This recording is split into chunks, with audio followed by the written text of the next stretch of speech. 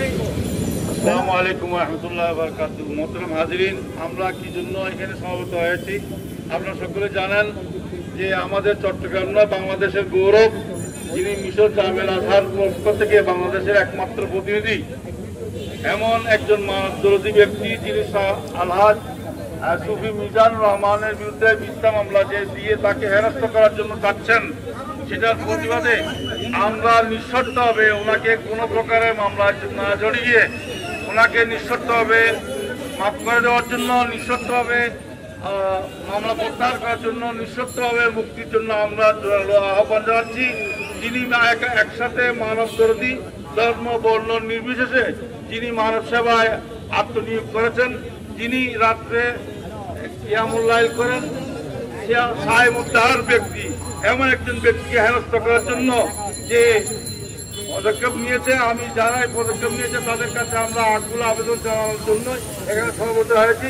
সমবেত কণ্ঠে আমরা প্রতিবাদ জানাচ্ছি।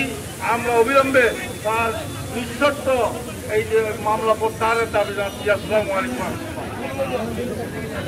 এই পর্যায়ে আগত ইউসুফ ফ্যামিলির সম্মানিত চেয়ারম্যান জনাব সুফি মিজানুর রহমানের যে মিথ্যা মামলা প্রত্যাহারের দাবিতে যে মানববন্ধন এবং এই যে আমরা প্রতিবাদ সমাবেশ করলাম, আগত সবাইকে ধন্যবাদ জ্ঞাপন করছি। আমাদের এইখানেই আমাদের প্রোগ্রাম শেষ, আমাদের কোনো মিছিল হবে না, মিটিং হবে না।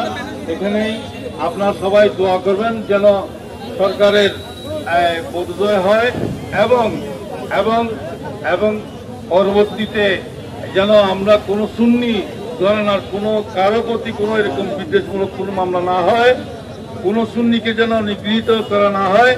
সবাই দোয়া করবেন আল্লাহ দরবারে যেন আল্লাহ যেন আমাদেরকে সবাইকে কামিয়াব করেন এবং বাতিল ফেরকার খপ্পর থেকে আমাদেরকে রক্ষা করেন। আমিন। আসসালামু আলাইকুম। আপনারা যারা সমবেত হয়েছেন সবার প্রতি ইন্তজামী কমিটির পক্ষ থেকে বিনীত অনুরোধ, আমাদের প্রোগ্রামের মধ্যে কোনো মিছিল নেই। সায়েমুদ্দার ব্যক্তি, এমন একজন ব্যক্তিকে হেনস্থ করার জন্য যে পদক্ষেপ নিয়েছে, আমি যারা এই পদক্ষেপ নিয়েছে